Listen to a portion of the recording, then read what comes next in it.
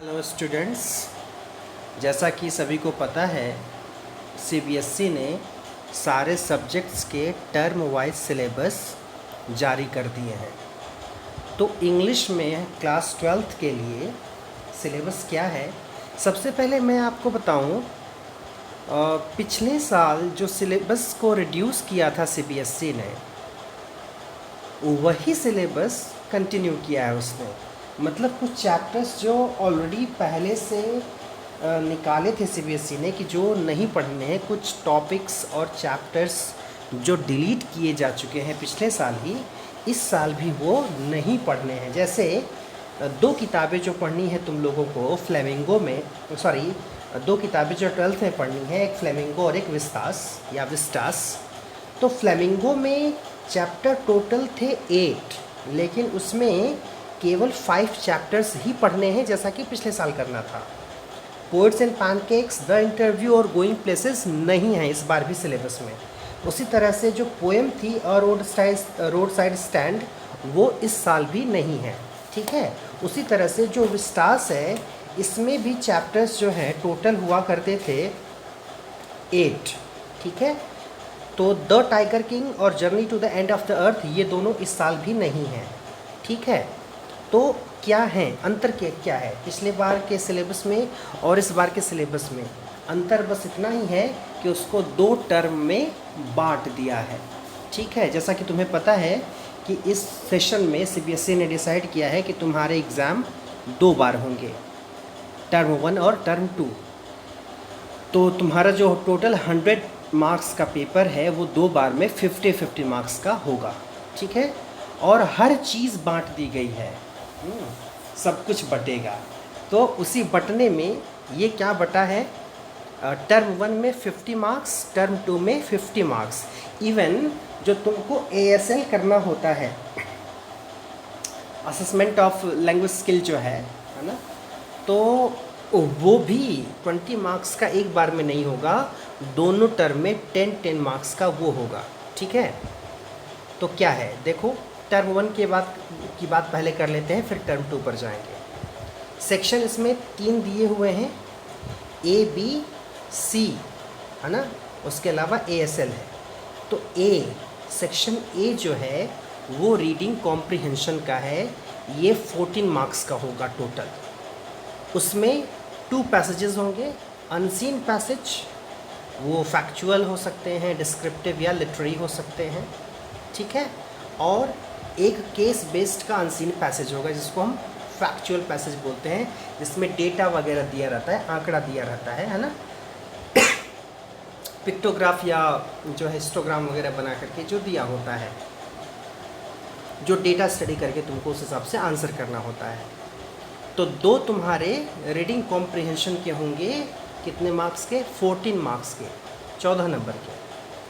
जो section B है तुम्हारा टर्म 1 में, क्रिएटिव राइटिंग स्किल का है, और इसमें तुम्हें शॉर्ट राइटिंग टास्क में नोटिस लिखना है और एडवर्टीज़मेंट बनाना है।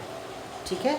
नोटिस राइटिंग 3 नंबर का है, एडवर्टीज़मेंट जो है वो ये भी 3 नंबर का ही होता है, दोनों में से एक करना होता है। लॉन्ग राइटिंग टास्क में जो है 5 नंबर का है, तो इसमें एक तो लेटर टू एडिटर है और एक आर्टिकल राइटिंग है। तो इसका मतलब शायद इस बार ये दोनों और करके आए। ठीक है।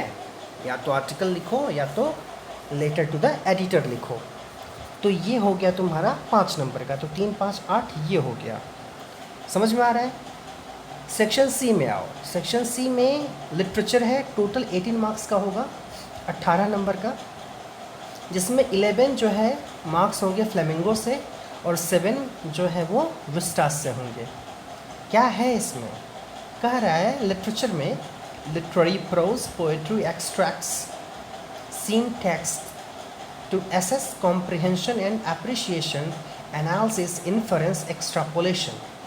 मतलब तुम्हारे चैप्टर की कुछ चीज़ें दे देगा, पैसेज उसका दे देगा, या प्रोज का पोएम का स्टेंजा दे देगा, और उससे क्वेश्चन पूछेगा, पता चलेगा कि तुम कितना कॉम्प्रिहेंड कर पाए हो, कितना समझ पाए हो, कितना अप्रिशिएट कर पाते हो, तुम्हारी एनालिसिस कैसी है, तुम मीनिंग कैसे समझ पा रहे हो। या एक टर्म है यहाँ पर एक्स्ट्रापोलेशन। एक्स्ट्रापोलेशन का मतलब होता है डिराइव करना, पहले की दी हुई इन्फॉर्मेशन से कोई चीज़ डिराइव करना, पता करना, मालूम करना, दैट इज़ कॉल्ड एक्सट्रापोलेशन। तो questions based on text to assess, उसमें भी वही चीज़ है।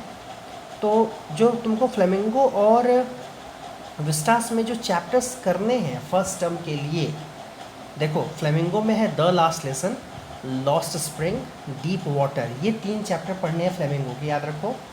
फर्स्ट टर्म में फ्लेमिंगो के 3 चैप्टर्स पढ़ने हैं, the last lesson, lost spring, deep water. Poetry में 3 पोएम करनी है, माई मदर एट 66 कमला दास की पोएम है, an elementary school classroom in slum Stephen Spender की पोएम है, और कीपिंग क्वाइट पैब्लो नेरुदा की पोएम है। तो ये 3 करने हैं, फ्लेमिंगो में 3 पोएम करनी है, और विस्टास जो है तुम्हारा, जो तुम्हारी सप्लीमेंट्री बुक है, उसमें से 2 चैप्टर्स करने हैं, द थर्ड लेवल और द एनिमी। ठीक है, तो ये टोटल हो गया 40 नंबर का। 10 नंबर और किसका जुड़ जाएगा? ASL का। वो कैसे लेना है पिछले साल भी मैंने बताया था, वो हम ले लेंगे जब ज़रूरत आएगी उसकी। तो ये 50 मार्क्स के तुम्हारे जो हैं, यानी थियोरी का पेपर तो 40 का ही होगा, 10 का ASL होगा। ठीक है, तो फर्स्ट टर्म के लिए 40 मार्क्स के लिए तुम्हें प्रिपरेशन करनी है। ये कुछ चैप्टर्स है। राइटिंग स्किल में ध्यान दे लो फिर से, तुम्हें नोटिस राइटिंग, एडवर्टीजमेंट करना है, उसके अलावा आर्टिकल राइटिंग और लेटर टू एडिटर करना है। अब यही जब टर्म 2 में आते हो, तो जो आर्टिकल राइटिंग के अलावा पहले जो इसके साथ में आया करता था रिपोर्ट, अब वो चला गया टर्म 2 में। उसी तरह से लेटर टू एडिटर के साथ एप्लीकेशन, जॉब के लिए एप्लीकेशन के लिए लेटर आता था, वो भी चला गया टर्म 2 में। ठीक है, चलो बात कर लेते हैं टर्म 2 का सिलेबस क्या है। इसमें भी अब यही देखो, ये कॉम्प्रिहेंशन जो है ये 2 बार तुमको करना पड़ेगा, बस यही इसमें एक नई चीज़ इंट्रोड्यूस हुई है ना। कॉम्प्रिहेंशन ऐसे तुमको साल भर में एक बार जो आता था, 3 आता था, 2 करना होता था, जो टेक्स्ट का होता था या जो अनसीन वाला होता था। यहाँ पर देखो वही 2 बार करना है ना। तो रीडिंग कॉम्प्रिहेंशन अगेन 40 मार्क्स का, जिसमें से कि एक जो है फैक्चुअल या डिस्क्रिप्टिव होगा, दूसरा होगा केस बेस्ड, जैसा पहले मैंने बताया। 40 मार्क्स का ये होगा। क्रिएटिव राइटिंग स्किल में, यानी जो राइटिंग सेक्शन है, जो सेक्शन B है, इसमें जैसे फर्स्ट टर्म में नोटिस राइटिंग था और एडवर्टीजमेंट था, अब उसकी जगह पर यहाँ पर तुमको करना होगा इनविटेशन, फॉर्मल या इनफॉर्मल इनविटेशन, ये तुम्हारा 3 नंबर का होगा। उसके अलावा लेटर राइटिंग में तुमको करना होगा letter of application for a job, यानी जॉब के लिए जो एप्लीकेशन दिया जाता है, रिज्यूमे या बायोडेटा वगैरह, CV वगैरह लगा करके जो लिखा जाता है एप्लीकेशन, वो तुम्हारा करना है इसमें टर्म 2 में। इसके अलावा रिपोर्ट राइटिंग है। अच्छी बात यह है कि इसी बहाने तुम लोग जो है रिपोर्ट और आर्टिकल दोनों समझ जाओगे अच्छे से। ऐसे क्या होता है, जब दोनों का ऑप्शन दिया रहता है, या तो ये या तो ये, तो फोकस केवल एक पर होता है कि ये कर लेंगे हो जाएगा, है ना। तो जानना तो ज़रूरी है ही। 12th लेवल पर जो चीज़ें सिलेबस में प्रिस्क्राइब है, कम से कम तुमको पता होना ही चाहिए। देखो तुम्हारी इच्छा पर डिपेंड करता है कि एग्ज़ाम में तुम क्या क्वेश्चन करते हो, लेकिन तुम्हें पता होना चाहिए। ऐसा नहीं कि बस रिपोर्ट लिखने आए, आर्टिकल कैसे लिखा जाता है कुछ आइडिया ही नहीं है, या केवल आर्टिकल के बारे में पता, रिपोर्ट के बारे में कोई आइडिया ही नहीं है। ऐसा नहीं होना चाहिए। सिलेबस में एटलीस्ट जो चीज़ें हैं ना, उसके बारे में पूरी जानकारी होनी चाहिए। And these are the things those are going to help you in your coming future. मतलब मैं बताऊं तुमको, लिटरेचर के पोर्शन तुमको लाइफ को जीना आसान करते ज़रूर है, लेकिन जो एक प्रैक्टिकल पॉइंट ऑफ व्यू से मैं बात करूं कि जो तुम इंग्लिश की जो जानकारी है, जो तुम्हें आगे भी तुम्हारी मदद करेगी हमेशा, जिसकी तुमको ज़रूरत पड़ेगी, वो लैंग्वेज पोर्शन वाली ही है ना, जो राइटिंग स्किल वाली है। कि तुम्हारी राइटिंग स्किल, तुम किसी भी जॉब में जाओ, अगर तुमको छुट्टी चाहिए तो एप्लीकेशन तो लिखना ही पड़ेगा। ठीक है, चाहे तुम प्राइवेट जॉब करो चाहे सरकारी जॉब करो, या तुम किसी कंपनी में जुड़े हुए हो जहाँ पर एडवर्टीज़मेंट का काम हो रहा है, तो वहाँ एडवर्टीज़मेंट का काम करना पड़ेगा। या किसी भी जॉब के लिए रिज्यूमे तो तैयार करना ही पड़ता है, तो रिज्यूमे तैयार करना होगा। यानी कुछ ऐसी चीज़ें हैं जो करना ही करना है। ठीक है, चाहे तुम 10,000 की जॉब करना चाहो, चाहे तुम 1 लाख की जॉब करना चाहो, दैट इज़ योर चॉइस। ठीक है, मेरे कहने का बस यही मतलब है कि राइटिंग स्किल की जितनी चीज़ें हैं उस पर कमांड बहुत अच्छी होनी चाहिए, और वो जो है उसमें जो स्किल है वो अच्छी तरह से डेवलप हो जानी चाहिए। तो इसके लिए ज़रूरत है ध्यान देने की। ठीक है, फिर से आते हैं सेक्शन B में बता रहा था, इसमें तुमको इनविटेशन लिखना होगा, उसके रिप्लाई या इनविटेशन। लॉन्ग राइटिंग में जॉब के लिए एप्लीकेशन या रिपोर्ट राइटिंग। फिर से आते हो लिटरेचर में, अगेन यहाँ पर जो है 11 मार्क्स का फ्लेमिंगो है, 7 मार्क्स का जो है विस्टास है। अंतर बस इतना ही है कि जो प्रोज का चैप्टर है उसमें 2 चैप्टर तुमको करने हैं, एक है द रैट ट्रैप, दूसरा है इंडिगो।